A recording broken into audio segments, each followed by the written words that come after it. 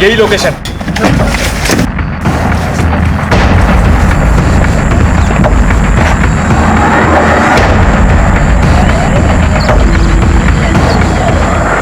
तो दरवाजा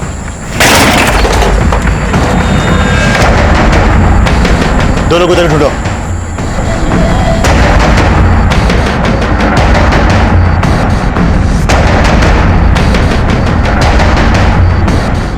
सर अंदर कोई नहीं है। बाहर ढूंढो, आसपास सभी तरफ देखना, बच्चे एक ही होनी चाहिए। सर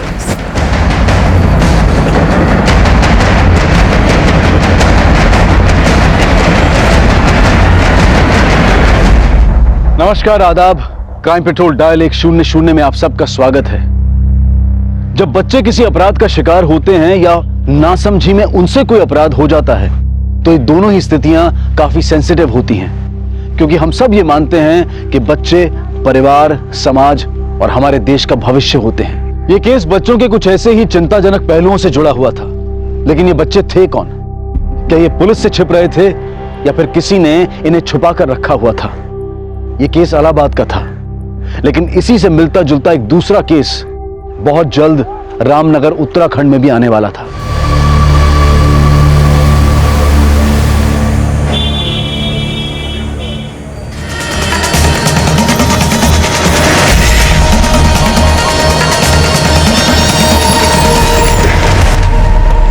सर, बॉडी एक लकड़ी काटने वाले ने देखी थी। विदेशी महिला की लाश है। चलो पीछे हटो। पीछे हो जाइए। सर, पहचान ना पता चले इसलिए बॉडी को जलाने की कोशिश की गई, लेकिन बारिश होने के कारण बॉडी पूरी तरह से जली नहीं है।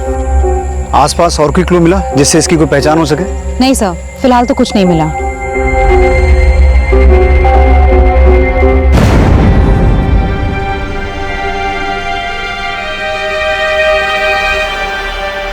चेहरे से तो इसकी पहचान कर पाना मुश्किल है, लेकिन शायद इस टैटू से कोई लीड मिले। गुंजन, आसपास जितने भी होटल, लॉजेस और गेस्ट हाउस हैं वहां से पता करो। ऐसी कोई फॉर्मेट हरी हुई थी जो मिसिंग है? Yes sir.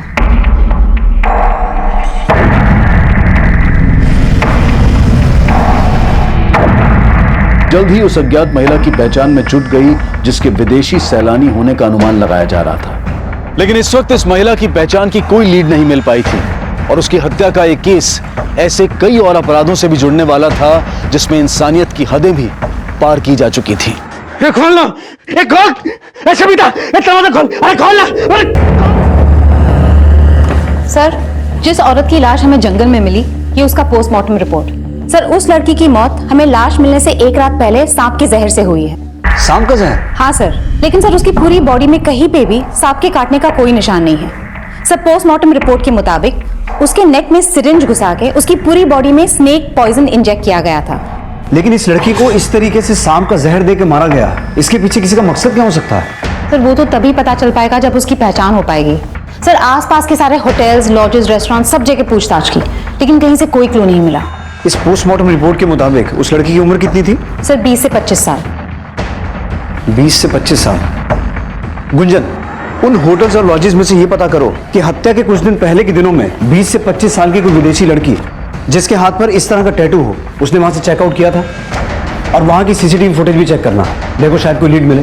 Yes sir.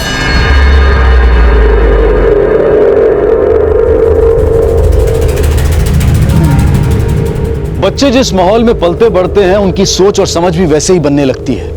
एक तरफ गुड़िया अपने पिता के पारसमणि पाने के अंधविश्वास की साक्षी बन रही थी, तो वहीं दूसरी तरफ आकाश अपनी मां के तंत्र के ढकोसलों से तंग था। छोटू अनाथ था, लेकिन उसमें पढ़ने की जिज्ञासा थी, पर इन बच्चों को सही मार्गदर्शन देने वाला कोई नहीं था। पर इनके दुख, तकलीफ और मजबूरी का फायदा उठाने वाले कई थे। आसपास की पूछताछ में पुलिस को एक रिवरव्यू नाम की लॉज से एक विदेशी महिला के ठहरे होने की जानकारी मिली, जिसका नाम मार्था था और जिसकी बांह पर बिल्कुल वैसा ही टैटू था जैसा कि टैटू उस विदेशी महिला की बांह पर था जिसकी लाश उन्हें जंगल में मिली थी।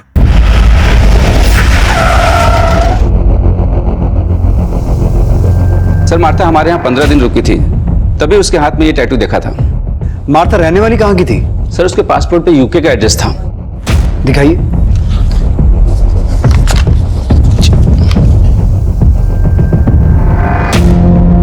सर, सर चेकआउट करने के बाद वो देहरादून जाने वाली थी। देहरादून की लॉज की बुकिंग भी मैंने ही कराई थी, लेकिन मैंने अभी पता किया मार्था ने उस लॉज में चेक इन किया ही नहीं। सर, हमें जिस लड़की की लाश मिली वो देहरादून हाईवे के पास वाले जंगल से ही मिली थी।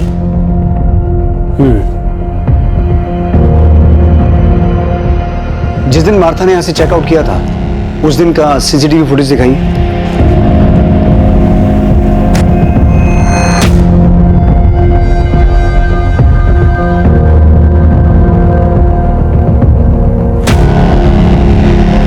सर, ये टैटू तो बिल्कुल वैसा ही है। सर, हो सकता है यही मार्था हो। आपने कहा यहाँ से चेकआउट के बाद वो देहरादून जाने वाली थी, तो देहरादून जाने के लिए उसने कोई कैब बुक की थी? जी नहीं, यहाँ से उसने कोई कैब बुक नहीं किया था। हो सकता है वो बस से गई हो। कुमार, जिस दिन मार्था ने यहाँ से चेकआउट किया था उस दिन रामनगर से देहरादून जाने वाली सभी बसों और कैब्स की डिटेल्स निकालो। उनके ड्राइवर और कंडक्टर से पूछताछ करो। सर। गुंजन, तुम यूके एम्बेसी में मार्था की डिटेल देकर यह पता लगाने की कोशिश करो कि जब हमें वो लाश मिली थी उसके बाद से मार्था अपने किसी रिलेटिव के टच में थी। इससे हमें यह पता चल जाएगा कि जो डेड बॉडी हमें मिली वो मार्था की थी या किसी और की। Yes sir. आपने कहा कि मार्था आपके यहाँ 15 दिन रुकी थी, उस दौरान उससे कोई मिलने आता था? सर, हमारे लॉज में यूके के और भी गेस्ट रुके हुए हैं, हमने उनको आपस में बात करते हुए देखा था। पुलिस ने जब उन विदेशी पर्यटकों से बातचीत की तो सामने आया कि मार्था उन विदेशी पर्यटकों के देश से तो थी, लेकिन मार्था से उनकी मुलाकात भारत में ही हुई थी। और उनसे की गई पूछताछ से यह संभावना और पुख्ता होने लगी कि जो लाश पुलिस को मिली थी वो मार्था ही होगी। पुलिस हर तरह से उस अपराध का पता लगाने की कोशिश कर रही थी जो मार्था से जुड़ा हो सकता था, लेकिन इस वक्त कोई लीड नहीं थी। और यह सवाल भी उठ रहा था कि अगर एक विदेशी महिला की हत्या लूट और चोरी के इरादे से भी की गई हो तो उसे मारने के लिए उसकी बॉडी में सांप का जहर क्यों इंजेक्ट किया गया, और उसकी बॉडी को जलाने के पीछे अपराधी की क्या मंशा थी। सर, मैंने मार्था की डिटेल्स यूके एम्बेसी में मेल कर दी है। अब अगर वो मार्था सर, है तो लॉज के मैनेजर का फोन आया था। वो बोल रहा था उसे स्टाफ से पता चला है कि मार्था के चेकआउट करने के अगले दिन एक बच्चा लॉज में गया था। बच्चा? हाँ सर।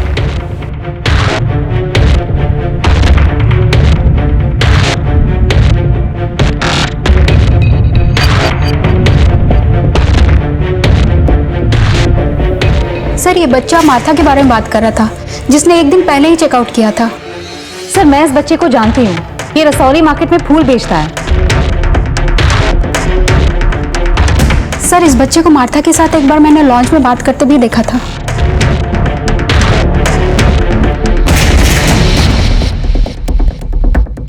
लेकिन सवाल ये उठता है गुंजन कि ये लड़का मार्था के चेकआउट करने के बाद मार्था के बारे में क्या पूछने आया था? सर, उसी से पूछ लेते हैं।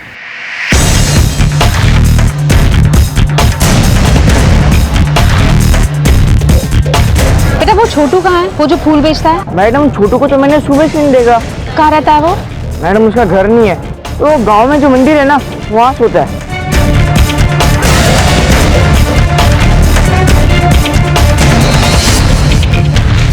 छोटू अब कहां था इसकी फिलहाल कोई लीड नहीं मिली थी, और यह साफ था कि छोटू पिछले दिनों मार्था से मिल रहा था। सर, पूछताछ में पता चला है कि छोटू से अक्सर एक विदेशी महिला मिलने आया करती थी। हो सकता है वही मार्था हो। लेकिन छोटू का उस लॉज में जाने का क्या रीजन था जहां मार्था ठहरी हुई थी, और अब अचानक छोटू के गायब होने का क्या चक्कर है? गुंजन, ये छोटू है कौन? सर, छोटू पहले भीख मांगा करता था, लेकिन रेड पड़ने के बाद वो फूल बेचने लग गया। सर, पता चला छोटू की दोस्ती किसी आकाश नाम के लड़के से थी जो पासी के बस्ती में रहता है।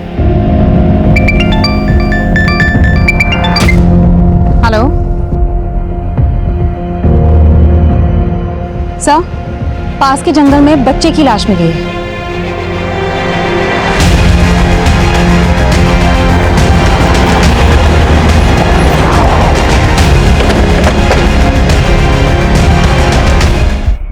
कोई जानता है इस बच्चे को? मैडम, ये भूती माई का बेटा है, आकाश नाम है इसका। आकाश? कुमार, तुमने बताया था छोटू का एक दोस्त था आकाश, ये वही आकाश है? हाँ साहब, छोटू भी इसी बस्ती में रहता है। आकाश और छोटू दोनों दोस्त थे। इसकी माँ कहाँ रहती है?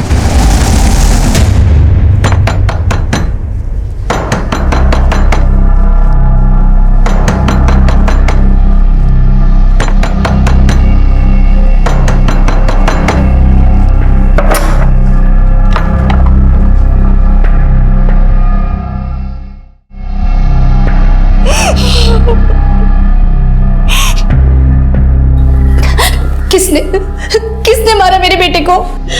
आकाश की बॉडी पर किसी तरह के घाव तो नहीं थे। अब ये पोस्टमार्टम के बाद ही पता चलेगा कि मौत की वजह क्या थी। पोस्टमार्टम? इसका मतलब आप मेरे बेटे की लाश के साथ चीरफाड़ करोगे? नहीं, मैं ऐसा नहीं होने दूंगी। आप मेरे बेटे को वापस दीजिए। मेरा बेटा मुझे वापस चाहिए बस। एक मिनट, बिना पोस्टमार्टम के हम आपको आकाश की बॉडी नहीं दे सकते हैं।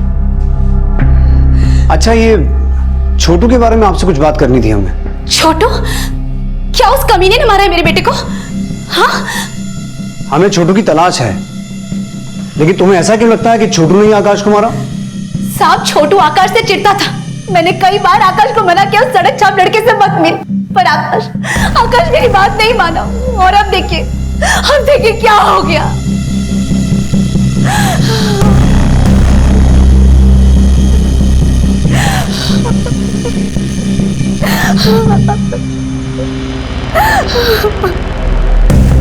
आकाश की मां छोटू पर आकाश की हत्या का आरोप लगा रही थी, तो क्या छोटू हत्या करके फरार था?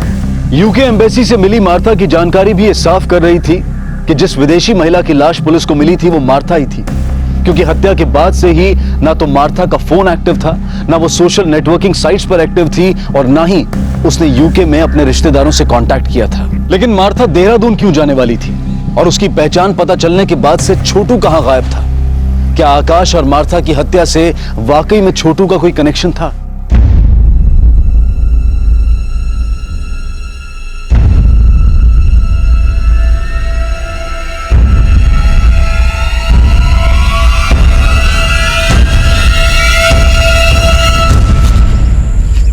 पापा, आप?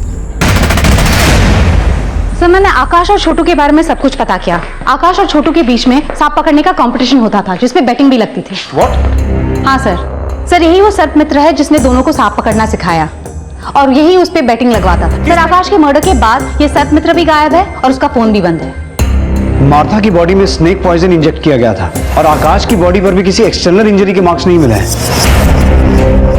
हो सकता है आकाश को भी उसी तरीके से मारा गया हो। लेकिन गुंजन, आकाश और मार्था, इन दोनों की मौत का आपस में कोई कनेक्शन है? सर, पूछताछ में तो ये पता चला है कि आकाश और छोटू के बीच में कुछ दिनों से झगड़ा चल रहा था, और छोटू मार्था से मिल रहा था। अब छोटू भी गायब है और सर्प मित्र भी। इस सर्प मित्र को ढूंढो। मुझे लगता है इन हत्याओं में उसका कोई ना कोई कनेक्शन है, इसलिए ये गायब है। सर, हेलो मैडम, छोटू मिल गया है। आज रसौली मार्केट में फिर से फूल बेचने आया वो। मैडम, जंगल में एक मंदिर है, मैं वहाँ पहले अपनी माँ के साथ रहता था। 2 दिन से वही था मैं। वो सर्प मित्र भी तुम्हारे साथ था? नहीं मैडम, वो मेरे साथ नहीं थे। तो फिर कहाँ है वो? मालूम नहीं मैडम, लेकिन उस्ताद ने बोला था वो थोड़े दिन के लिए कहीं बाहर जा रहे। कहाँ? वो पता नहीं मुझे। तुम मार्था को जानते हो? Martha madam? हाँ साहब, बहुत अच्छी है वो, मुझसे फूल खरीदती है। तुम मार्था को उसकी लॉज में मिलने गए थे? गया था, पर वो मिली नहीं। कहाँ है मार्था मैडम? मैं उन्हें काफ़ी टाइम से खोज रहा हूँ। क्यों खोज रहे हो? मार्था मैडम हम जैसे फुटपाथ के बच्चों के साथ कोई डॉक्यू फिल्म बना रही थी। उन्होंने कहा था मैं भी टीवी पे आऊँगा, तो मैं इसलिए उन्हें खोज रहा हूँ। छोटू, हमसे कुछ छुपा नहीं रहे हो ना? नहीं साहब। तो तुम्हारा वो उस्ताद कहाँ है, वो सर्प मित्र जो तुमसे और आकाश से सांप पकड़ने का खेल खिलवाता था? साहब बोला ना, मुझे सच में नहीं मालूम। तो आकाश का मर्डर क्यों किया? बोलो, क्यों मारा उसे? क्या आकाश मर गया? साहब ये क्या बोल रहे हो? आकाश की लाश मिली है हमें, और हमें पता चला है कि तुम्हारा उसके साथ झगड़ा हुआ था। तुम्ही ने मारा ना उसे? साहब आकाश दोस्त था मेरा, मैं क्यों मारूंगा उसे? तो फिर किसने मारा? तुम्हारे उस्ताद ने? नहीं साहब, वो तो हमारे गुरु हैं, वो क्यों मारेंगे आकाश को? साहब मुझे तो लगता है आकाश की माँ ने उसके साथ कुछ किया होगा। वो उसके साथ कोई तंत्र वंत्र भी कर रही थी। तंत्र मंत्र? हाँ साहब, मैंने कई बार देखा है। साहब वो मंत्र फूक के कुछ तो बनाती थी, फिर वो काढ़ा आकाश को पिलाती थी। ले पी। इसी वजह से आकाश अपनी माँ को बिल्कुल नहीं पसंद करता था। वो उसे जबरदस्ती रोज वो काढ़ा पिलाती थी। लेकिन वो पिलाती क्या थी? साहब ये तो पता नहीं, लेकिन जब से आकाश वो काढ़ा पीने लगा था वो एकदम गुस्सैल सा हो गया था।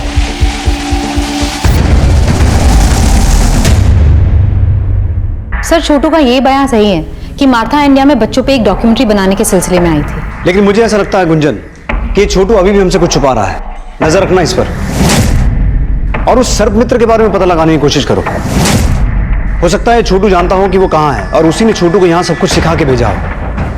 और इस छोटू का वो बयान कि आकाश की माँ कुछ तंत्र मंत्र करके उसे कुछ पिला रही थी, उसे कंफर्म करो। और आकाश की माँ भूती माई के बारे में सब कुछ पता करना। Yes sir. मार्था और आकाश की हत्या में सर्प मित्र की भूमिका का संदेह उसके अचानक गायब हो जाने से पुख्ता हो रहा था। एक तरफ पुलिस उसकी तलाश में जुटी थी तो वहीं छोटू पर भी नजर रखी जा रही थी। गुड़िया, मेरे पास कोई पारस मणि नहीं है। मेरे उस्ताद बोलते हैं कि आप ऐसा कोई भी सांप नहीं जिसके मुंह में पारस मणि हो। ऐसे सांप पाताल लोक में होते हैं। ये पाताल लोक कहाँ है? मुझे नहीं मालूम।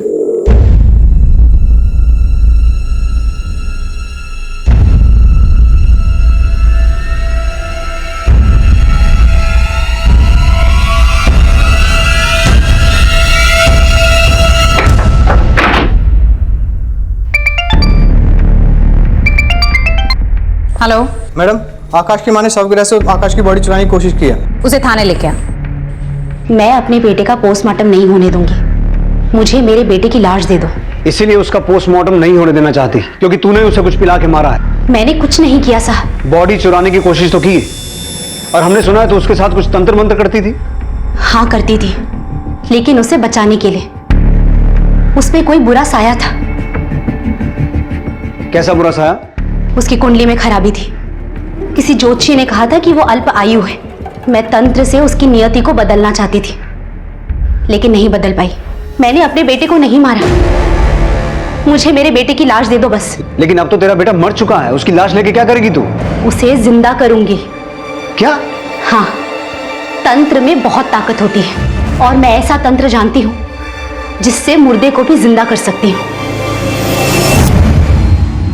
आकाश की मां जो दावा कर रही थी वो उसके अंधविश्वास की मूर्खता ही थी, या फिर वो झूठी दलील देकर अपने अपराध को छिपाने की कोशिश कर रही थी? आकाश की पोस्टमार्टम रिपोर्ट से यह बात साफ हो गई कि आकाश की हत्या भी जहर इंजेक्ट करके ही की गई थी, जिस तरह से मार्था को मारा गया था।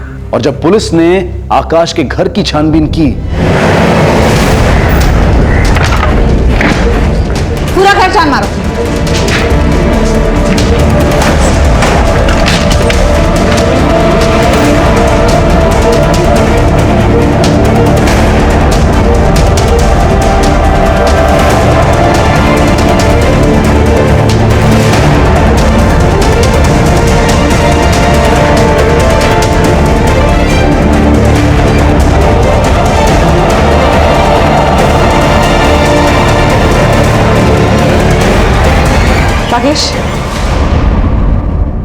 राकेश, ये फोटोज देख के लग रहा है ये मार्था का कैमरा है।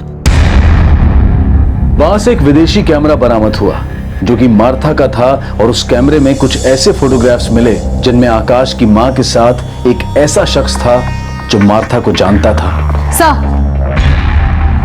सर, भूति के कमरे में स्नेक पॉइजन रिलेटेड कोई भी क्लू नहीं मिला, लेकिन ये कैमरा मिला है। ये मार्था का कैमरा है और उसमें काफी सारे फोटोज क्लिक्ड है जिसमें भूति इस आदमी के साथ है। सर, इस आदमी का नाम आनंद है। ये टूरिस्ट गाइड है और रिवरव्यू लॉज के सीसीटीवी कैमरा के फुटेज में ये भी मार्था से मिलते हुए देखा गया है।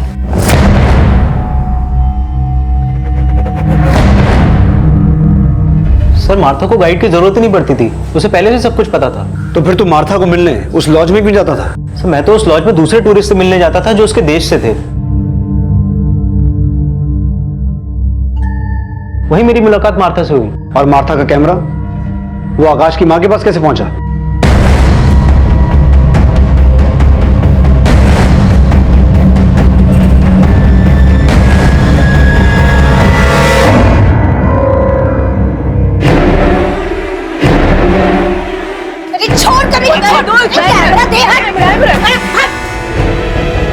उसने जबरदस्ती हमारी फोटो खींची थी, इसलिए मैंने उसका कैमरा छीना था।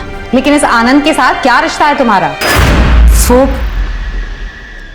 सर एक्चुअली मेरा और भूति का अफेयर है। हाँ, मेरा आनंद के साथ चक्कर है। मेरा मर्द मर चुका है।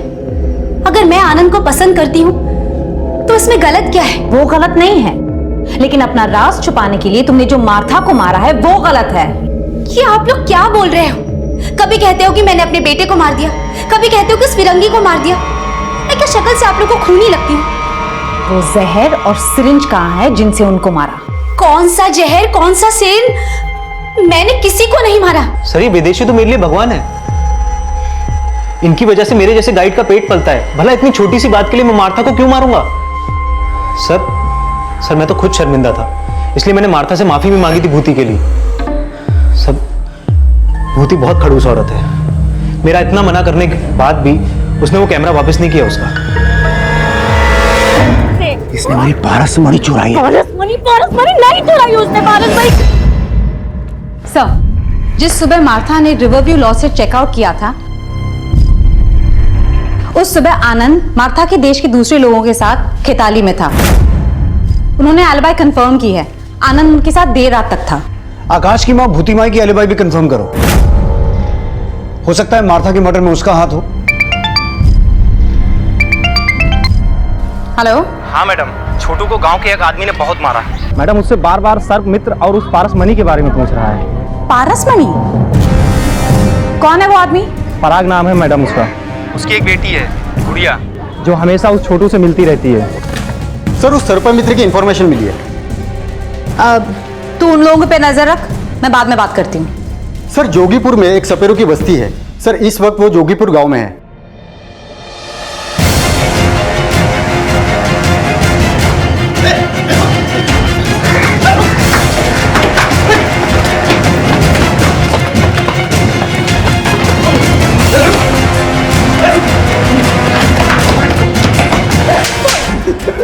मैडम जी मैंने किसी को नहीं मारा, मेरा विश्वास करिए। तो फिर भागा क्यों और फोन बंद करके क्यों रखा है?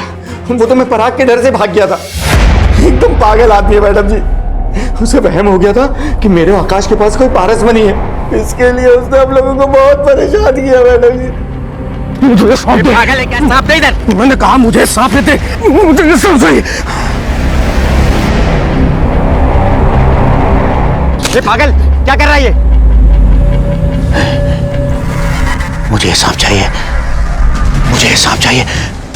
इसके मुंह में पारसमणि है। किसने बोला तुमको कि इसके मुंह में पारसमणि है? कहीं तूने तो इसके मुंह से पारसमणि नहीं चुरा ली। मुझे सांप चाहिए, मुझे सांप दे। क्या कर रहे हो? अगर तूने मुझे ये सांप नहीं दिया और मुझे पारसमणि नहीं मिली तो मैं पुलिस में जाके ये बता दूंगा कि तू छोटू और आकाश से सांप पकड़वाने का जुआ खिलाता है।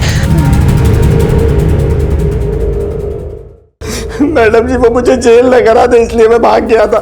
सर्प मित्र बंसी अपने बयान पर कायम रहा कि उसने ना मार्था की हत्या की थी और ना ही आकाश की। पुलिस अब गुड़िया के पिता से मिलकर इन हत्याओं में उनकी भूमिका भी खंगाल रही थी। साहब, मैं नागों को जहर के लिए नहीं पकड़ता हूँ, पारसमणि के लिए पकड़ता हूँ। और उस नाग में पारसमणि थी, इसीलिए मैंने आकाश और सर्प मित्र को पीटा था। लेकिन मैंने किसी को जान से नहीं मारा साहब। मैडम जी, पराग किसी को नहीं मार सकता। उसकी दिमागी हालत ठीक नहीं है। उसे तो बस इतना ही लगता था कि वो सांप के मुंह से पारसमणि निकाल सकता है। लेकिन उसे ऐसा क्यों लगता है? एक बार उसने सपने में देखा था कि सांप के मुंह में पारसमणि है। फिर एक साधु ने पैसे हटकर 4 मंत्र दे दिए और कहा कि अगर ये मंत्र पढ़ेगा तो वो पारसमणि निकाल सकता है सांप के मुंह से। इस चक्कर में जान जोखिम में डालकर वो सांप को पकड़ने की कोशिश कर रहा था। वो उसे जहर वहर निकालने नहीं आता था मैडम जी। मैंने छोटू को भी पारसमणि के लिए पीटा था। मुझे लगता था कि वो आकाश से पारसमणि छीनकर उसे मारकर भाग गया है। चलो माना कि पारसमणि के लिए उसने छोटू को पीटा, लेकिन तुमने भी तो छोटू को थप्पड़ मारा था।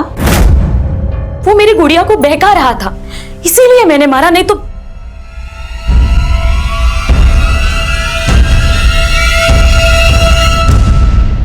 देखो बेटा, डरो मत। जो भी है हमें खुल के बताओ। मैं कुछ नहीं जानती हूँ। तुम छोटू से चोरी छिपके क्यों मिलती थी?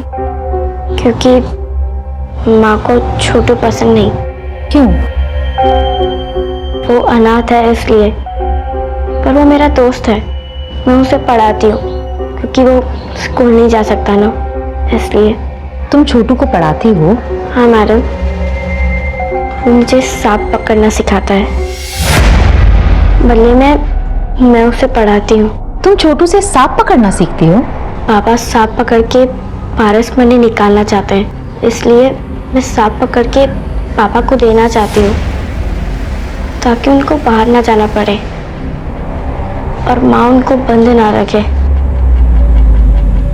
गुड़िया का मासूम बयान छोटू की भी पैरवी कर रहा था और उसके पिता की भी, और जल्द ही इस केस में एक नया खुलासा हुआ। सर, पता चला है कि मार्था ने देहरादून के डिप्टी कमिश्नर को चिट्ठी लिखी थी। उस चिट्ठी में लिखा था कि वो डीसी से मिलना चाहती है। लेकिन मार्था देहरादून के डिप्टी कमिश्नर से मिलना क्यों चाहती थी? सर, इस बारे में तो चिट्ठी में कुछ भी नहीं लिखा। हेलो। हाँ मैडम जी, हाँ मेरी ना गुड़िया कहीं नजर नहीं आ रही है और वो छोटू भी कहीं दिख नहीं रहा है। जरूर वो लड़का मेरी लड़की को कहीं ले गया है। सर, गुड़िया की माँ का फोन था। वो कह रही है कि गुड़िया नहीं मिल रही है। उसे लग रहा है कि छोटू ही उसे उठाकर लेकर गया है।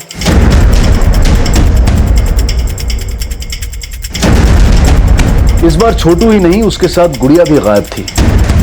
लेकिन वो खुद गायब हुए थे या उनको गायब करने के पीछे किसी और का हाथ था? नहीं साहब, गुड़िया को तो नहीं, उसके बाप को भूती माई के साथ झगड़ते हुए देखा था।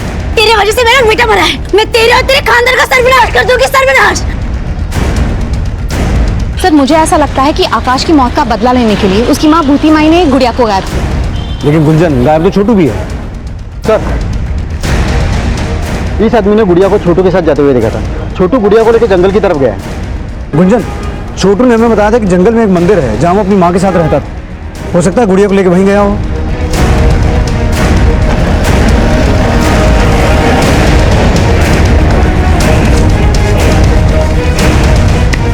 सब तरफ चेक करो। सर, यहाँ पे आइए।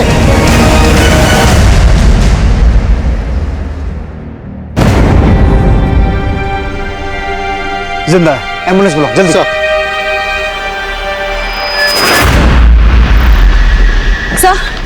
सर, गुड़िया कहीं नहीं मिल रही।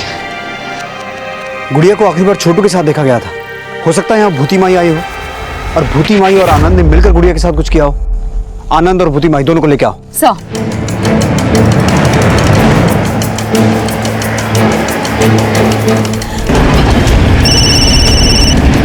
हाँ बोलो कुमार।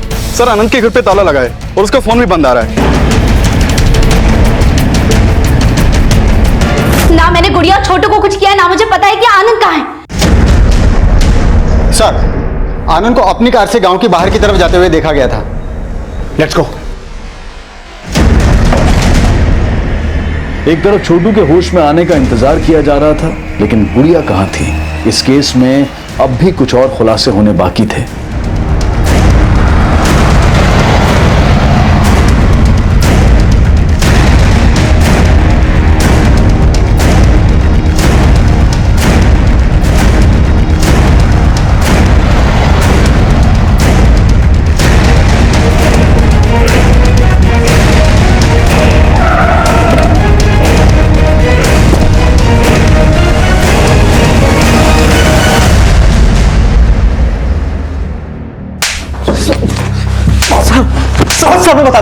सर मैं बताता हूँ। उस दिन मैं माता को देहरादून लेके जाने वाला था, इसलिए मैं उससे लॉज के बाहर मिला।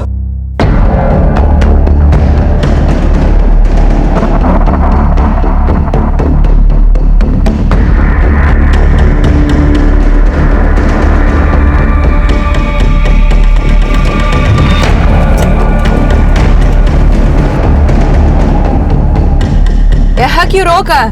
अभी बताता हूँ तुझे।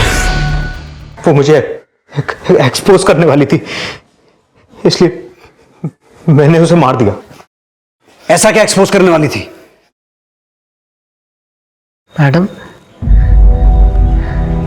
मैं अनाथ हूं, गरीबी से परेशान था, खूब सारे पैसे कमाना चाहता था मैं। फिर एक दिन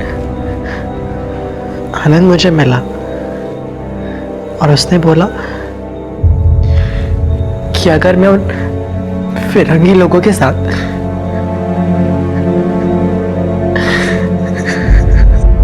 वो फिरंगी लोग मेरे साथ गलत काम करते थे।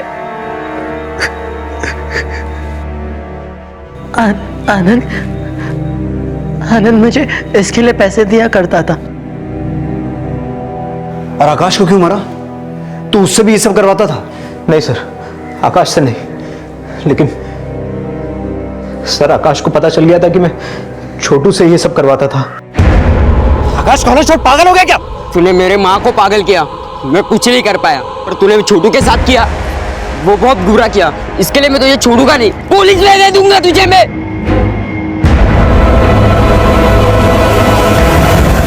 और गुड़िया?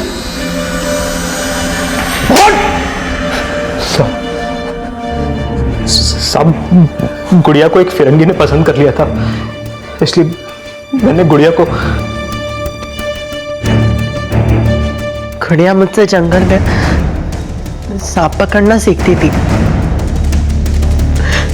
और बदले में मुझे पढ़ाती थी, लेकिन आनंद जब उस दिन वहां आया, वरना वो फिरंगी लोग गुड़िया के साथ भी। कहाँ है गुड़िया? कहाँ है गुड़िया?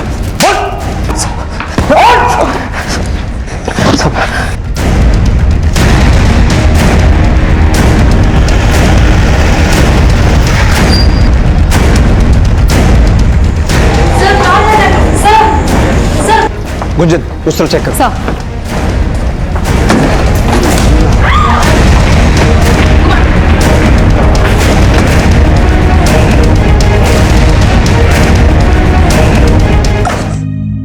आनंद के चौंकाने वाले खुलासे के बाद गुड़िया और छोटू समेत कई और बच्चों के शारीरिक और मानसिक शोषण के इस अभद्र और अमानवीय अपराध का पर्दाफाश हुआ। इस केस से पहले सामने आया इलाहाबाद का केस भी ऐसे ही घिनौने अपराध से जुड़ा था। बच्चों के शोषण से जुड़े इस मामले के खिलाफ विदेशी मूल की मार्था ने बहुत पहले ही ये मुहिम छेड़नी चाहिए थी, लेकिन उसकी हत्या करके उसकी इस मुहिम को दबाने की कोशिश की गई। लेकिन मार्था का यह जज्बा एक उदाहरण पेश करता है कि सच्चाई और मानवता के लिए लड़ने वाले सरहदें नहीं, बल्कि इंसान और इंसानियत के उस सूत्र को रेखांकित करते हैं जो किसी देश या व्यक्ति विशेष के लिए नहीं, बल्कि पूरे विश्व के लिए जरूरी है। देखते हैं हमारे आज के एपिसोड की दूसरी कहानी। तब लगा कि इससे बुरा कुछ हो ही नहीं सकता, लेकिन उसके बाद जो हुआ वो नहीं, जो हो गया सो हो गया। अब उसके बारे में नहीं सोचूंगी मैं।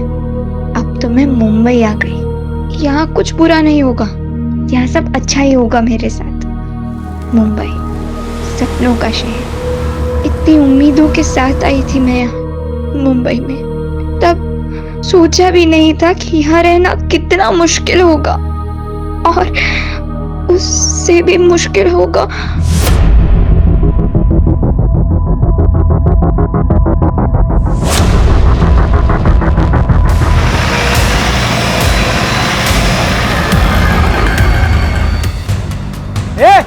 पीछे हटो। क्या लग रहा है? पीछे हटिए। पीछे हटो। पीछे हटो।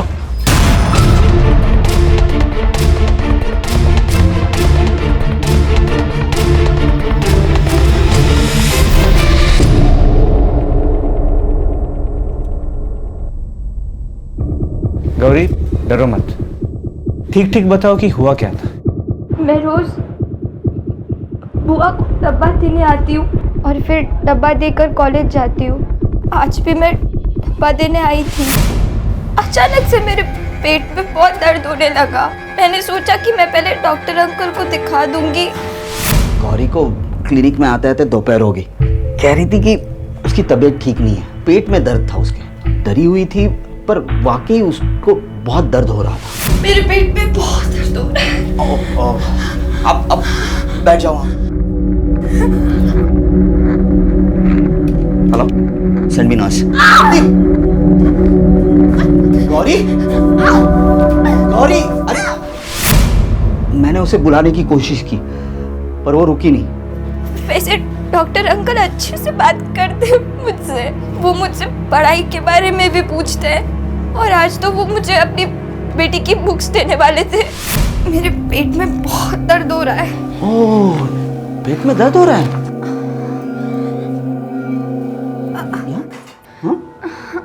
कब से हो रहा है दर्द? अभी थोड़े टाइम से बहुत दर्द हो रहा है। आ जाओ यहाँ आ जाओ, लेट जाओ। हाँ बस बस बस बस लेट जाओ। Good girl. वो नर्स दीदी वो आएंगी? आ जाएगी, वो आ जाएगी। अरे बहुत दर्द हो रहा है ना, तुम लेट जाओ, लेट जाओ।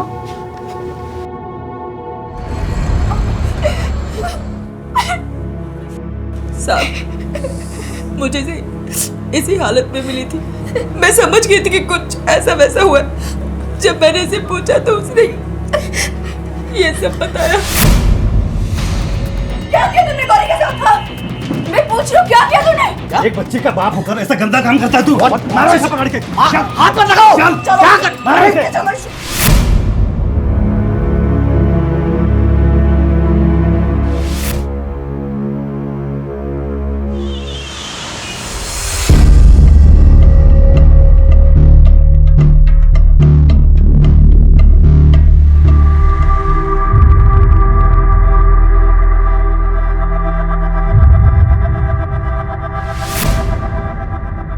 काय झालं?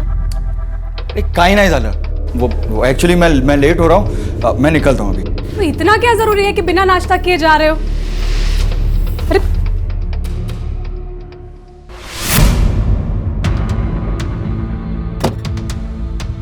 सर, अस्पताल के स्टाफ से पूछताछ किया और वहाँ के सीसीटीवी कैमरा के फुटेज को भी चेक किया। सर, फुटेज में कुछ खास हाथ नहीं लगा, लेकिन हाँ, गौरी अस्पताल से निकलते हुए नजर आ रही है। उसका हाथ उसके पेट पे था और वो बहुत धीरे धीरे चल रही थी। स्टाफ से पूछताछ में कुछ कंक्लूसिव नहीं मिला, सब मिक्स्ड बातें बता रहे हैं। सर, डॉक्टर शिरीष बहुत अच्छे हैं, वो सबकी बहुत हेल्प करते हैं। अगर वो नहीं होते तो शायद आज मैं डॉक्टर भी नहीं बन पाती। वो ऐसा कर ही नहीं सकते, इम्पॉसिबल है सर। इतना अच्छा कोई होता है क्या? मतलब सर, कुछ लोग अपनी अच्छाई को ज्यादा ही दिखाते हैं ताकि अपनी बुराई को छिपा सके। उन्हीं में से है ये डॉक्टर। मात्र इससे तो कुछ भी क्लियर नहीं हो रहा। जब तक कोई सब्सटेंशियल इन्फॉर्मेशन नहीं मिल जाती उसको अरेस्ट नहीं कर सकते। जी सर, पर ये डॉक्टर शिरीष काफ़ी वेल कनेक्टेड भी है। मैंने इसका बैकग्राउंड चेक किया, शहर के टॉप अस्पतालों से जुड़ा हुआ था। फिर 6 साल पहले इसने खुद का नर्सिंग होम खोला। बड़े लोगों तक पहुंच है इसकी। इस केस को काफी होशियारी से डील करना होगा। कोई एक्शन नहीं ले सकते जब तक कोई सबूत ना। इस गौरी का बैकग्राउंड चेक करो ताकि ये गौरी साटम की मेडिकल रिपोर्ट।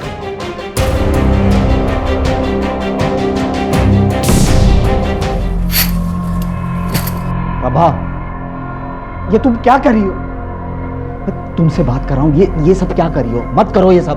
तो क्या करूं? पर्दे खुले रखूं? हाँ, सब लोग देख रहे हैं, तरह तरह की बातें कर रहे हैं।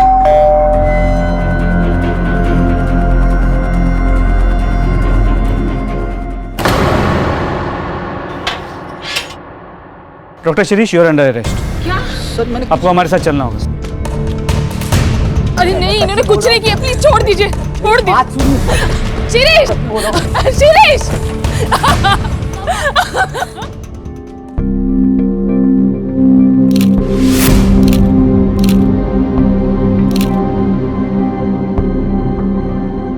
सर, वो लड़की झूठ बोल रही है।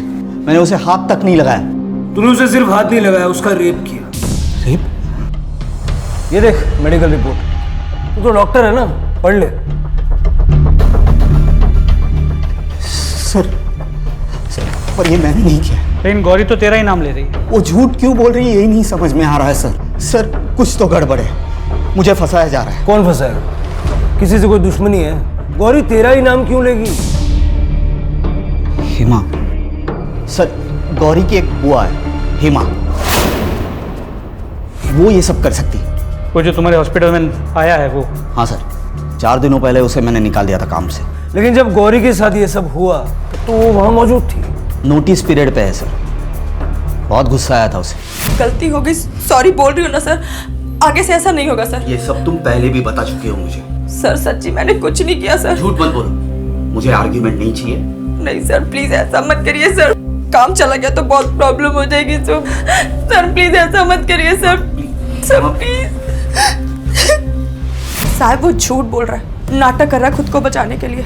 मैं आलसी या लापरवाह नहीं हूँ। लापरवाह होती तो नर्सिंग लाइन में इतने साल तक टिकी नहीं रहती। साहब, नर्सिंग होम छोटा पड़ रहा है और स्टाफ ज़्यादा है और पगार नहीं बढ़ रही, इसलिए वो स्टाफ को निकाल रहा है। बड़ा ही कमीना आदमी है सर वो। मेरी फूल सी बच्ची 2 दिन से कमरे में बंद है, शौक में है। गलत तो हमारे साथ हो रहा है साहब, और आप हमसे ही सवाल पूछ रहे हैं।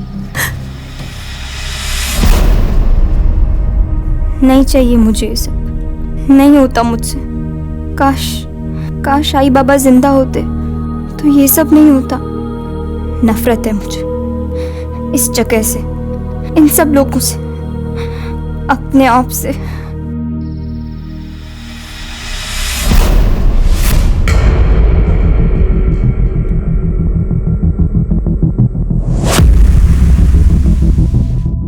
चल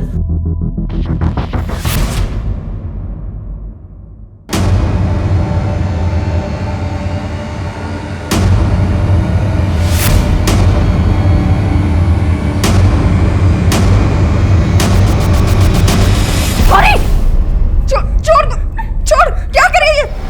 छोड़, पागल हो गई है तू। कौन है?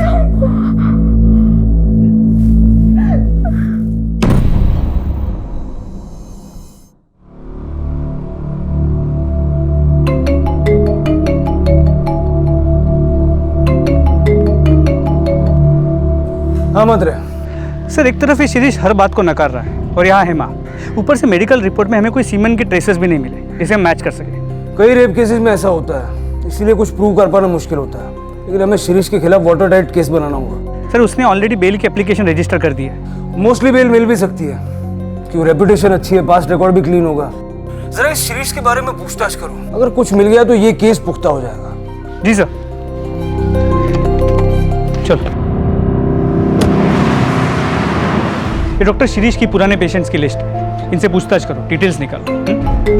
मूव। हेलो, क्या? कहाँ? सर, आप उस लड़की को अभी के अभी अरेस्ट कीजिए। बाप रेपिस्ट और बेटी पागल, ऐसे कोई मारता है? वो भी अपने ही दोस्त को। एक मिनट, तुम्हारा नाम क्या है? अदिति। अदिति, अब साफ साफ बताओ कि हुआ क्या था। हम लोग कॉलेज से घर आ रहे थे। अब तो डॉक्टर के पास जाना भी डेंजरस है बॉस। जाने देना प्रिया। चल स्टूपिड इडियट्स। अगर तू ऐसे ही रिएक्ट करेगी तो लोग तुझे और सताएंगे। तेरे पापा ऐसे हैं, पर उसमें तेरा क्या फॉल्ट?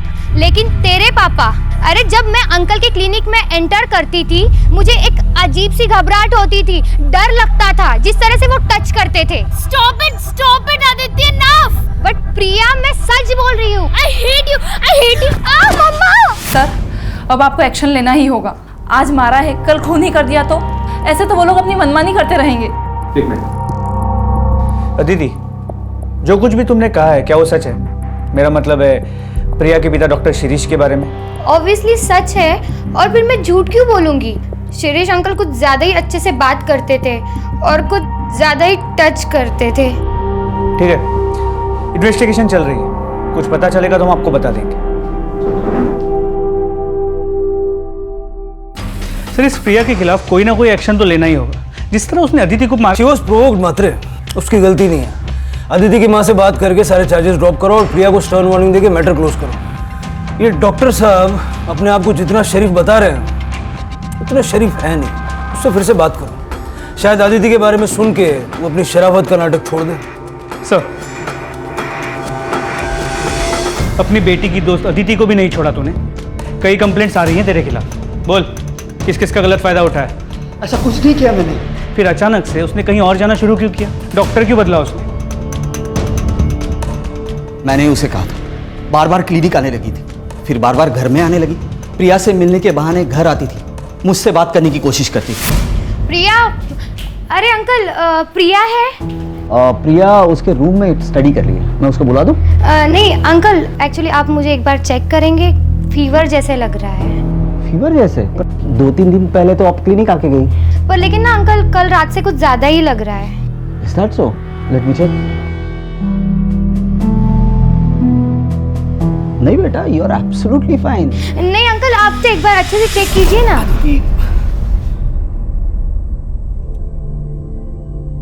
देखो आदिति बेटा, आई कैन अंडरस्टैंड, इस उम्र में ऐसा होता है, अपने से ओल्डर उम्र की आदमी की तरफ अट्रैक्शन होता है, खासकर तुम्हारी सिचुएशन में। पर बेटा यू हैव टू स्टॉप। आप बार बार क्लिनिक या घर में नहीं आ सकते। मैं कहाँ बार बार आती हूँ? आई डोंट, ऐसा कुछ है ही नहीं तो। Then it's good. मैं प्रिया को बुला देता हूँ। प्रिया नहीं, इट्स ओके, मैं उससे ना कॉलेज में बात कर लूंगी। Okay bye uncle. बस सर, वो लास्ट दिन था, उसके बाद ना ही वो घर आई ना ही क्लिनिक। ठीक है, लेकिन अगर इसमें से एक भी बात झूठ निकली ना, बहुत बुरा होगा। सर, ये सब कुछ खत्म हो सकता है। आप सिर्फ मुझे एक बार गौरी से बात करने की इजाजत दे दीजिए, मैं उसे पूछूंगा क्यों झूठ बोल रही है। आई एम श्योर वो अपनी कंप्लेंट वापस ले लेगी सर।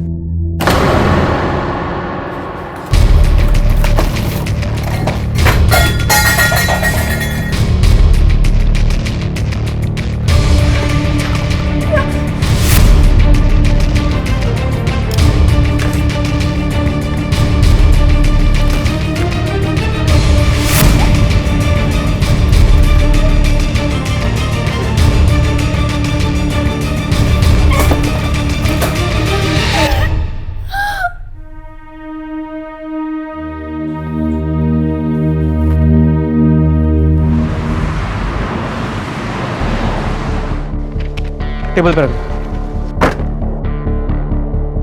सर, डॉक्टर शिरीष अपनी वही बात दोहरा रहा है।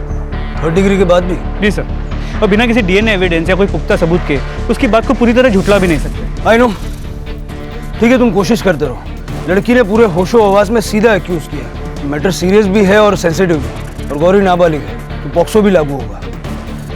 मात्र एक काम करो, शिरीष की सारी हिस्ट्री चेक करो, कुछ ना कुछ तो मिलेगा। और गौरी का बैकग्राउंड भी चेक करो। गौरी का? हो सकता है गौरी झूठ बोल रही हो, किसी और के डर से या किसी और को बचाने के लिए। ये एंगल भी चेक करना पड़ेगा। मात्र किसी बेगुनाह को सजा नहीं होनी चाहिए। तो फैमिली ने कुछ बताया? उसकी फैमिली तो खुद डिप्रेस्ड है, क्रिमिनल क्राइम तो कर देता है, लेकिन ये नहीं सोचता कि इसका उसके अपने परिवार पे क्या असर होगा, खास करके ऐसे मामलों में। कल तक जो एक रेप्यूटेड डॉक्टर का परिवार था, वो आज सारी दुनिया से मुंह छुपा के बैठा है।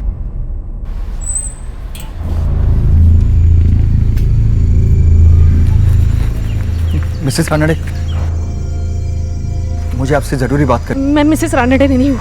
अरे प्रभा जी, एक मिनट सुन तो लीजिए, मैं क्या कहना चाह रहा हूँ। मुझे आपसे कोई बात नहीं करनी और मेरा इन सबसे कोई लेना देना नहीं है। अरे प्रभा जी भाई जी जल्दी, मुझे बहुत जरूरी बात करनी है। प्रभा जी, अरे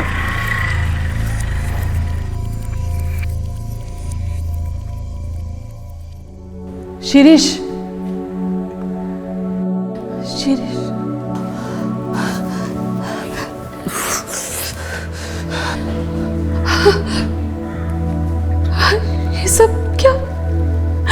ये सब कब तक चलेगा?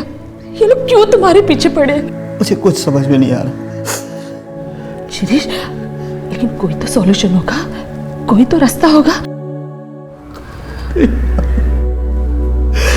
मुझे कुछ समझ में नहीं आ रहा प्रभा। लोग गौरी, अब ये प्रिया की दोस्त, कुछ समझ में नहीं आ रहा कुछ। शिरीष काम डाउन, लेकिन एक रास्ता है।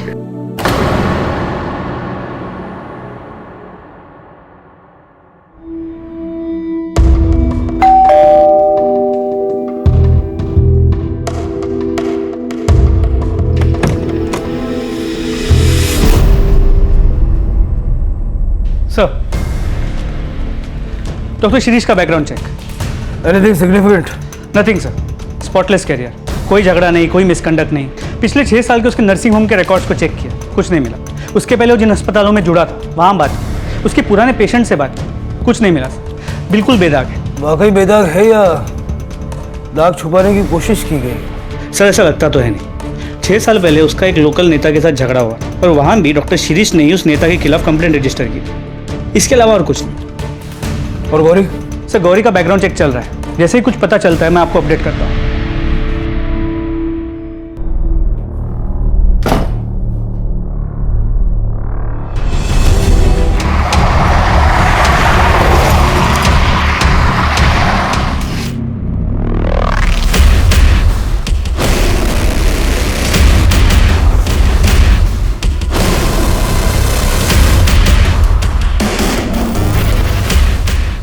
ये फोन किसका है?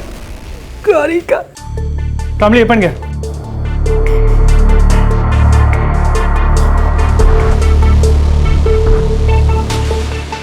सॉरी, मैंने झूठ बोला। आपने हमेशा मेरी हेल्प की, कभी मेरे साथ कुछ गलत नहीं किया, लेकिन मैंने आपके बारे में झूठ बोला। अब मुझसे सहन नहीं होता। मैंने जो भी किया उसके लिए सॉरी। गौरी ने सुसाइड से पहले ये मैसेज भेजा डॉक्टर शिरीष के नंबर पे, जो फ़ोन हमारी कस्टडी में है।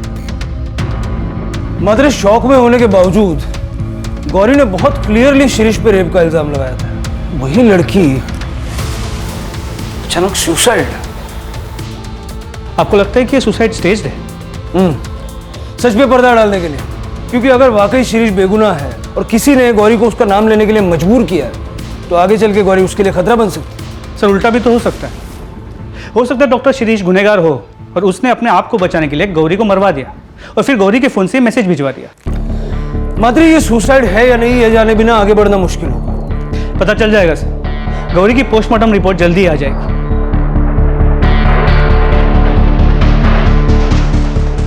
गौरी साटम की तथाकथित आत्महत्या के चलते ह्यूमैनिटी नर्सिंग होम बलात्कार मामले ने एक नया मोड़ लिया। मम्मा ये देखो। मौके वारदात पर मौजूद वरिष्ठ पुलिस कर्मियों ने ये आशंका जताई है कि ये आत्महत्या है या एक सोची समझी साजिश। डॉक्टर शिरीष रानाडे की फैमिली से संपर्क करने की सारी कोशिशें नाकाम रही। खुद पुलिस कस्टडी में डॉक्टर शिरीष रानाडे अपने आप को बेगुनाह होने का दावा कर रहे हैं।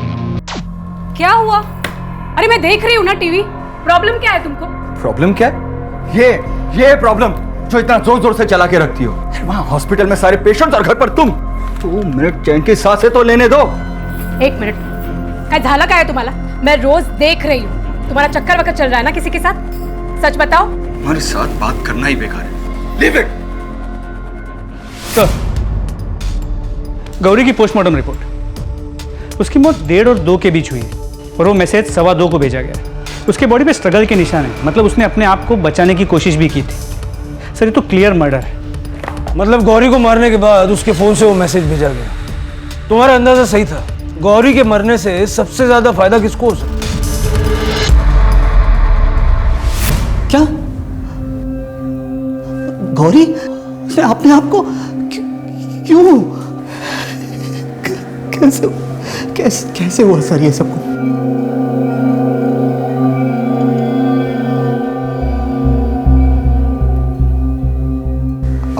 कहना क्या चाहते हैं कि ये सब मैंने किया? हमने तो अभी कुछ कहा ही नहीं। वैसे तू एक बात से तो इनकार नहीं कर सकता कि गौरी की मौत से सबसे ज्यादा फायदा तुझे होगा, क्योंकि उसके भेजे हुए एसएमएस से तेरे सर पे लगा हुआ इल्जाम हट जाएगा। लेकिन बदकिस्मती से वो मैसेज गौरी के मरने के बाद भेजा गया था। उसको मारने वाले ने उसके मोबाइल से वो मैसेज भेजा था। अब सवाल ये उठता है कि गौरी को मारने वाला तुझे क्यों बचाना चाहेगा? ये मुझे कैसे मालूम सर? और आपको क्या लग रहा है मैं यहां से बैठे बैठे गौरी को? That is impossible. लेकिन तू बाहर किसी से करवा भी तो सकता है ना। That is possible. सर, आपको लगता है कि ये सच बोल रहा है? मात्र जब तक कोई ठोस सबूत नहीं मिल जाता, किसी की भी बात पे विश्वास करना मुश्किल है। ये डॉक्टर जब से लॉकअप में आया, इससे कौन कौन मिलने के लिए आया था, किस किस से इसने बात की, ये जरा पता करो। इसने लैंडलाइन भी कई बार यूज किया है। सर, उस दिन उसकी वाइफ प्रभा रानाडे उससे मिलने आई। इस प्रभा के कॉल रिकॉर्ड, स्ट्रैंगुलेशन रिकॉर्ड सब निकालो और क्राइम सीन पे जो फिंगरप्रिंट्स मिले थे उसके साथ मैं मैच करके देखो। और गौरी के बैकग्राउंड चेक पे कोई अपडेट? सर, उसकी रिपोर्ट आ गई, आपके टेबल पे रखवा दी है। गौरी की बुआ हेमा जहाँ जहाँ काम करती थी, हमने हर उस जगह पे पूछताछ की। पिछले 2 साल में उसने करीब 4 से 5 नर्सिंग होम में काम किया है। हेमा है ना, वो सीनियर डॉक्टर है ना राव, उसके साथ ही मिलकर उसने कुछ गड़बड़ की है। मामले को तो बिल्कुल दबा दिया गया। वो है ना, थोड़े दिन के बाद काम छोड़ के चली गई। पता नहीं फिर क्या हुआ। पागल हो गए थे डॉक्टर साहब उस लड़की के पीछे। अचानक से हेमा भी गायब और वो लड़की भी। पूरे देवदास हो गए थे डॉक्टर साहब। स्ट्रेंज। कहीं ऐसा तो नहीं कि जिसे हम अब तक विक्टिम मान के चल रहे थे, उसकी असलियत कुछ और ही है? ये जो 2 डॉक्टर्स के बारे में बात की, इनसे बात करो। इनसे पूछो कि ये सब रूमर्स है या वाकई इसमें कोई सच्चाई भी है। सर,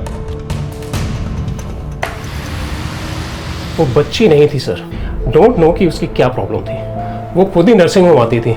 वो क्या नाम है उसकी आंटी हेमा से मिलने के लिए। वो अचानक मुझे एक्यूज करने लगी और कहने लगी कि मैंने उसे मोलेस्ट किया है। सर मेरी फैमिली है, we are respected people.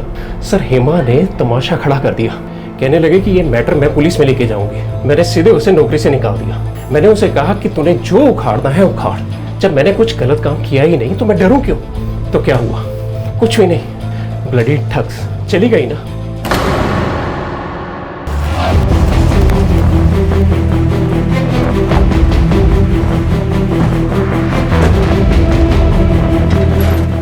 Shipra चलता हूँ मैं, शाम को लेट आऊंगा। डॉक्टर यतीन केलकर।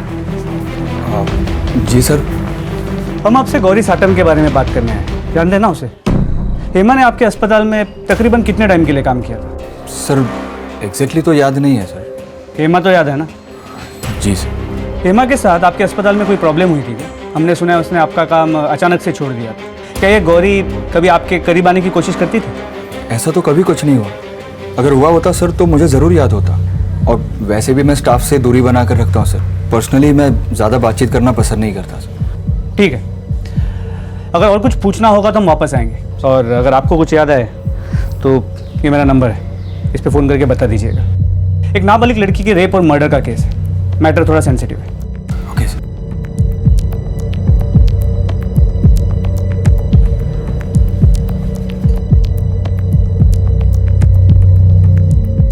पुलिस क्यों आई थी यहाँ पे?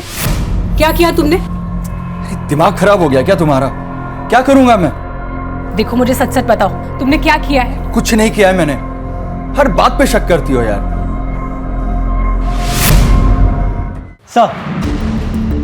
सर ये प्रभा रानाडे के कॉल रिकॉर्ड्स हैं।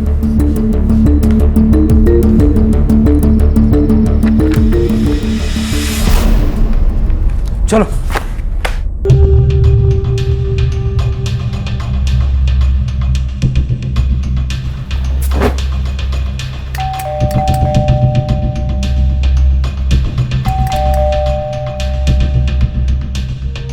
काकड़ी देखो जरा। डॉक्टर शिरीष रानाडे की फैमिली से संपर्क करने की सारी कोशिशें नाकाम। अंदर टीवी चल रहा है, आवाज आ रही है, लेकिन सब खिड़कियां दरवाजे बंद है, कुछ दिखाई नहीं दे रहा। Mrs Ranade, Mrs Ranade, police है, खोलिए दरवाजा। मिसेस रानडे, प्रिया।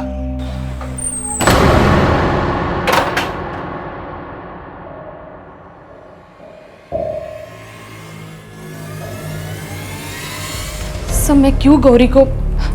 मैं तो उस लड़की के आसपास भी नहीं गई, मैं तो उसे जानती भी नहीं हूँ। हमारे पास सबूत है, तुम्हारे फोन का लोकेशन उस वक्त उसी जगह का है। क्या कर रही थी वो? मैं वहां गई थी, लेकिन उसे मारने नहीं, ऐसा कुछ भी नहीं था। अभी के अभी मेरे साथ पुलिस स्टेशन चल, कंप्लेंट वापस ले ले। मेरे पति ने तेरे लिए इतना कुछ किया और तूने बदले में ये सिला दिया? हाँ, उनकी इज्जत, उनका करियर, सब कुछ बर्बाद कर दिया। हाँ, चल मेरे साथ, केस वापस ले ले। आप जाओ प्लीज, आपको जो बात करनी आप मेरी हत्या से बात करो। देख, आप जाओ प्लीज, प्लीज मुझे अकेला छोड़ दो। ठीक है, मैं जा रही हूँ, तुम्हारे हत्या से भी बात करूंगी। हम कैसे मान लेंगे जो तुम बोल रही हो वो सच है? तुम्हारे पास तो मोटिव भी था और मौका भी था। सर मैंने ऐसा कुछ नहीं किया है, वी आर रिस्पेक्टेड फैमिली। पता चल जाएगा। गौरी के दुपट्टे और फोन पे जो फिंगरप्रिंट्स मिले हैं, अगर उससे तुम्हारे फिंगरप्रिंट्स मैच हो गए तो फिर। सर मैं जब वहां से निकली थी तब मैंने वहां एक आदमी को जाते हुए देखा, उसकी घर की तरफ। कौन था वो आदमी? जानती हो उसे? नहीं सर, मैं उसे जानती नहीं हूँ, लेकिन एक दिन वो आदमी मेरा पीछा कर रहा था। सर वही बता सकता है मेरे जाने के बाद गौरी जिंदा थी या नहीं। उसका चेहरा याद है? ऑफ कोर्स सर, याद है। एक बार उसने रास्ते में मुझे रोककर मेरे से बात करने की कोशिश की थी। हाँ सर, मैं यहाँ गौरी के गांव पहुँच गया हूँ। उसके घर के आसपास पूछताछ करके देखता हूँ कि उसकी किसी के साथ कोई दुश्मनी या कोई और एंगल सामने आता है क्या। जी सर, मैं आपको इमीडिएटली अपडेट करूँगा। Okay sir. हाँ साहब, वो मेरे बाजू में ही रहती थी। कुछ टाइम के बाद उसके माँ बाप मर गए और वो अपने काका काकी के यहाँ रहने चली गई, और पता चला कि वो अपने काका काकी के यहाँ से भी भाग गई है। साहब एक तो दया की, उसको घर में रखा, इतना सब कुछ किया उसके लिए, फिर भी घर से भाग गई नालायक लड़की। ये तो हम भी जानना चाहते हैं। आपने उसके लिए इतना सब कुछ किया, फिर भी वो घर से भाग के क्यों गई? मुझे क्या पता साहब, पता नहीं या कुछ छुपा रही हैं? सब जो कुछ था सब बता दिया मैंने। मैं क्या छुपाएगी साहब आपसे? मैं तो हैरान हूँ, मुंबई भाग गई वो भी अपनी हत्या के पास। बहुत पोची हुई लड़की है साहब। थी, अब नहीं है। थी? इसलिए उसके बारे में जो भी बोलेंगी ना, सोच समझ के बोलना। सर, ये गौरी की चाची की बातों से ऐसे लगा कि वो कुछ छुपा रही है। मतलब सपोर्ट और शेल्टर के मिलने के बावजूद गौरी का इस तरह घर छोड़ के चले जाना कुछ सेंस नहीं बनता। एग्जैक्टली। लेकिन उसके पहले एक और बात, प्रभा रानड़े के मुताबिक उसके गौरी के घर से निकलने के बाद उसने एक आदमी को गौरी के घर की तरफ जाते हुए देखा था। तो चेहरा भी यार, मैंने स्केच बनाने के लिए बोला है अभी। सर उस आदमी का स्केच है प्रभा रानड़े के मुताबिक। ये कौन? सर एक मिनट। सर ये तो बिल्कुल उस दूसरे डॉक्टर जैसा दिखता है जिसने गौरी की बात को डिनाई किया, डॉक्टर यतीन केलकर। मात्रे उठा लो इसको। सर चलो। अरे साहब कहाँ लेके जा रहे हो इनको? अरे बताओ तो सही, इन्होंने किया क्या है? सुनिए, ये सब क्या हो रहा है? क्या किया है तुमने? हाँ बताओ मुझे, मैंने कहा था ना तुमसे, इसी बात का डर था मुझे। शिप्रा, कभी तो शक करना बंद करो। जी सर, गौरी को मैंने ही मारा है। लेकिन सर मैं उसे मारने की इरादे से नहीं गया था। मेरी लाइफ तो पहले से ही बर्बाद कर चुके थे वो लोग, लेकिन मैं नहीं चाहता था कि डॉक्टर शिरीष के साथ भी वो लोग ऐसा ही करें। मतलब साफ साफ बताओ, क्या बकवास कर रही है? अरे मैंने इसे हाथ तक नहीं लगाया। गौरी क्या चल रही है? तो ये ऐसा क्यों बोल रही है? झूठ बोल रही है क्या? वैसे भी हॉस्पिटल में सबने देखा है कि किस तरह सारा दिन आपकी नजरें गौरी पर ही टिकी रहती है। 17 साल की मासूम सी बच्ची है वो। छोड़ूंगी नहीं तेरे को, पुलिस में कंप्लेंट करेगी। हाँ। अरे ऐसे कैसे पुलिस में कंप्लेंट करेगी? तेरी झूठी कंप्लेंट की वजह से मेरी लाइफ, मेरी फैमिली, मेरा करियर सब बर्बाद हो जाएगा। चल गौरी तू चल। सुन, समझौता कर लेते। 50,000। चल गौरी। अरे रुको, देखो 75, 75,000 ले लो और ये मामला यहीं पर खत्म करो। देखो इससे ज्यादा मैं नहीं दे पाऊंगा, इतना ही कैश है मेरे पास। चल गौरी। हत्या ले लेते हैं ना, मुझे पुलिस के पास नहीं जाना है। यानी गौरी को पैसे चाहिए थे? नहीं सर, पैसे तो उस हेमा को चाहिए थे। वो तो गौरी को बस यूज कर रही थी। डॉक्टर शिरीष के मामले में भी वो वैसा ही कर रही थी जैसा उसने मेरे साथ किया। लेकिन मैंने सोच लिया था सर, मैं अब चुप नहीं बैठूंगा। बहुत हो गया था सर, मैं इन सब में इन्वॉल्व नहीं होना चाहता था। मैं कंट्रोल नहीं कर पाया सर।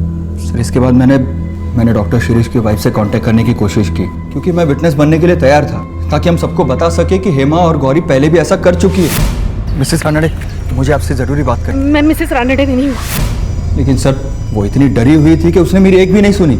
इसलिए सर मैंने उसका पीछा करना शुरू किया। और सर जब मैंने देखा कि वो गौरी के घर से बाहर आ रही है, तो मैंने सोचा कि मुझे गौरी से जाके बात करनी चाहिए, उसे समझाना चाहिए। शायद वो मेरी बात समझे।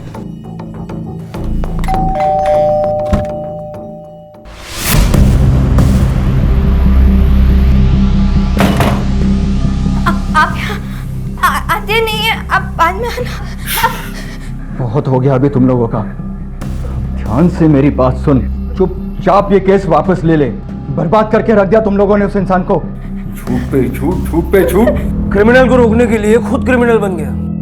पुलिस के पास क्यों नहीं गया? तुझे उसी दिन पुलिस के पास जाना चाहिए था जिस दिन गौरी और हेमा ने तेरे साथ वो सब किया। गौरी को मारकर तूने अपनी और अपने फैमिली की पूरी जिंदगी बर्बाद कर ली।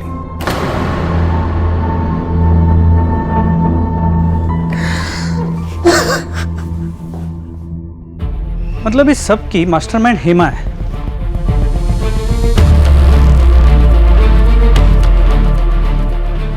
क्या हुआ सर? क्या सोच रहे? एक बात खटक रही है।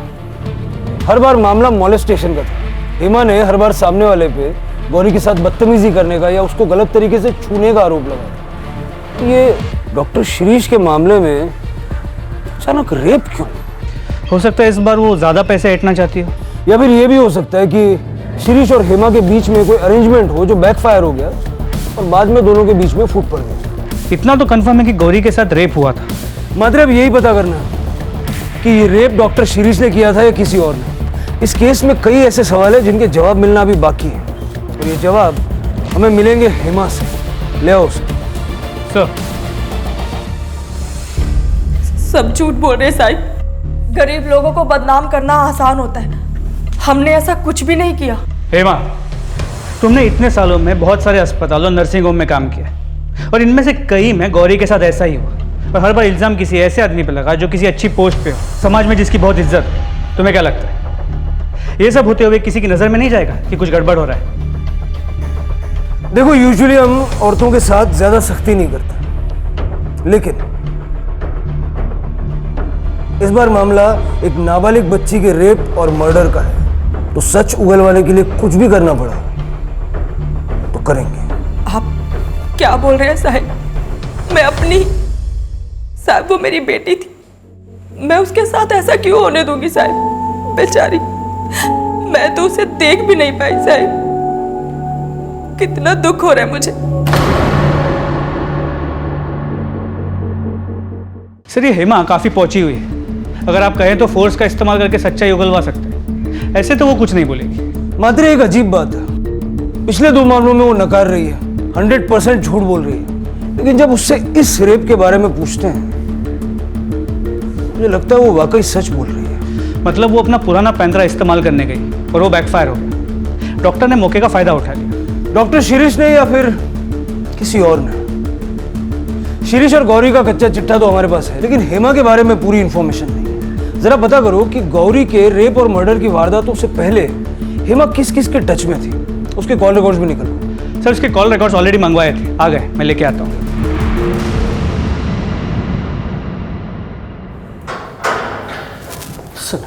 सर, कुछ पता चला? इसे देख, इनमें से कोई नाम जान पहचान का लगता है क्या? ध्यान से पढ़। ये सर, ये नाम, ये नेता है। इसके खिलाफ मैंने 5-6 साल पहले कंप्लेंट की थी। क्यों? वही चक्कर सर, एक्सटॉर्शन। जब मैंने नया नर्सिंग होम खोला था तब ये पैसे मांगने आए थे। लो यहां से।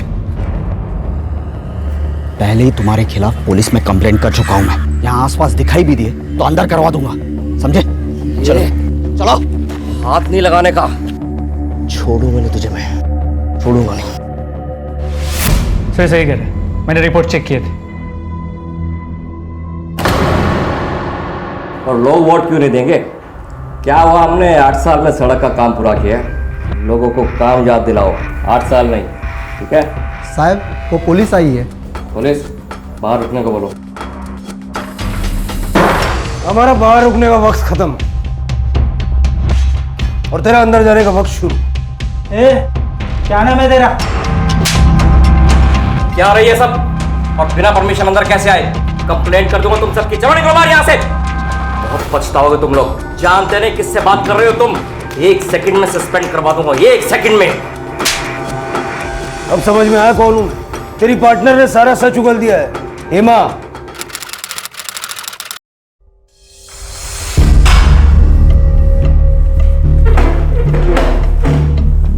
मुंह नहीं खुलेगी, मत खोल। तेरे पार्टनर ने तेरे बारे में सारा सच कबूल कर लिया है। किस तरह तुम लोगों ने डॉक्टर शिरीष को बदनाम करने का प्लान बनाया, किस तरह रेप करवाया, किस तरह सबके लिए उसने तुम्हें थोड़े से ज्यादा पैसे दिए।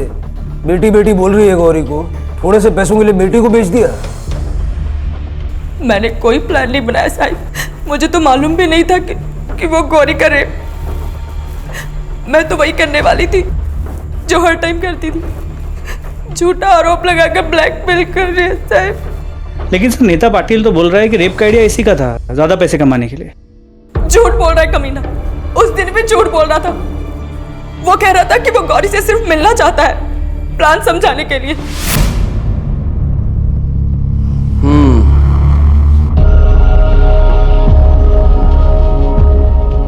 तो ये है वो, कर पाएगी ये? मतलब कि हो पाएगा इससे?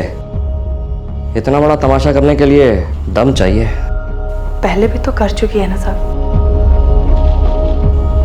तुम जाओ, अकाउंटेंट को बोल दिया मैंने, पैसे ले लो। और सुनो, आधे मिलेंगे और आधे नर्सिंग होम बंद करवाने के बाद, ठीक है? जाओ। हेमा, इसे यहीं रहने दो, मुझे इससे कुछ बात करनी है। तुम रुक, मैं आती हूँ।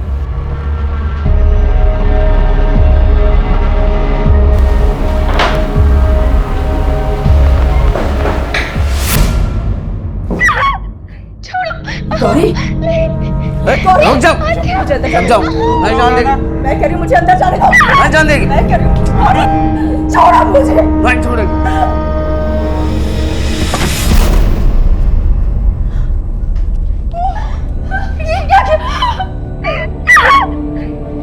क्या हो गया आपने? ताकि सबको ऐसा लगे कि इसके साथ सचमुच रेप हुआ है।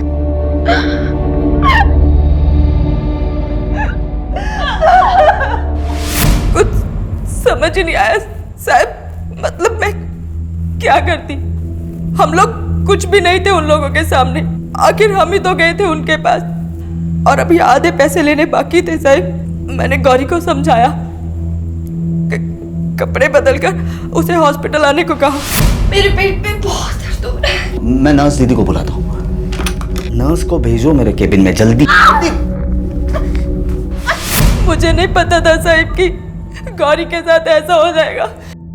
अनाथ बच्ची, मेरे ऊपर जिम्मेदारी थी साहब उसकी, मुझ पर विश्वास करती थी वो।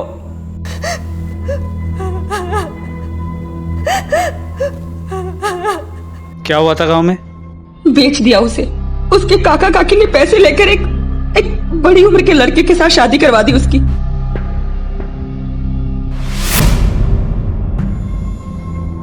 और तुमने उस बच्ची का इस्तेमाल लोगों को ब्लैकमेल करके पैसा ऐंठने के लिए किया। सिर्फ मेरे अकेले के लिए नहीं किया साहब, वो पढ़ना चाहती थी, सच में वो नर्स बनना चाहती थी साहब। मेरे पास और कोई चारा नहीं था। मेरा पति हलकट सारा दिन दारू पी के पड़ा रहता था। मैं क्या करती? जो बुरा होना था साहब वो तो हो चुका, और मैंने सोचा कि बाकी के पैसे लेने अभी बाकी हैं, इसीलिए हमने डॉक्टर शिरीष को फंसाया साहब। तुम्हारे पास डॉक्टर शिरीष से दुश्मनी का मोटिव है और हमारे पास चश्मदीद गवाह। पटेल, तूने डॉक्टर शिरीष से 6 साल बाद बदला लिया। तू हेमा के बारे में भी जानता था वो लोगों को किस तरह फंसाती है। इसलिए जैसे ही हेमा ने डॉक्टर शिरीष की नर्सिंग होम को ज्वाइन किया, तूने उससे कांटेक्ट किया, है ना? अब हमारा सस्पेंशन तो नहीं होगा, लेकिन तेरा ट्रांसफर जरूर होगा जेल में। चल ये कामले, चल चल कामले ले।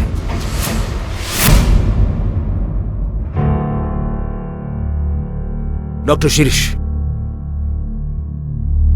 देखिए कभी कभी जस्टिस को पाने के लिए हमें कई ऐसे कदम उठाने पड़ते हैं जो बाद में गलत साबित होते हैं। ये भी उन्हीं में से एक था।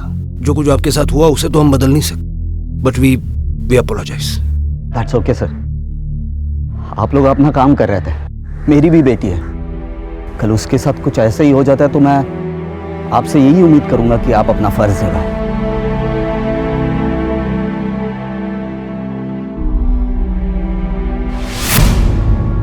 प्रभा जी,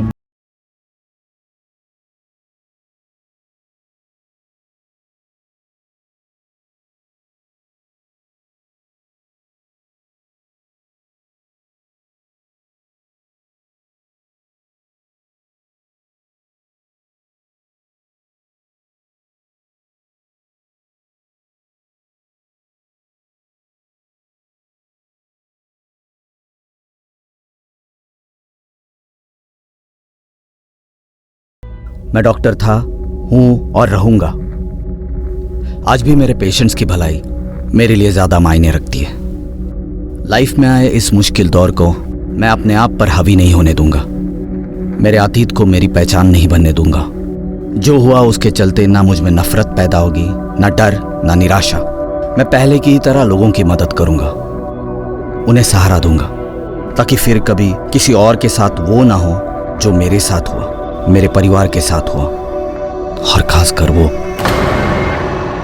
जो गौरी के साथ हुआ।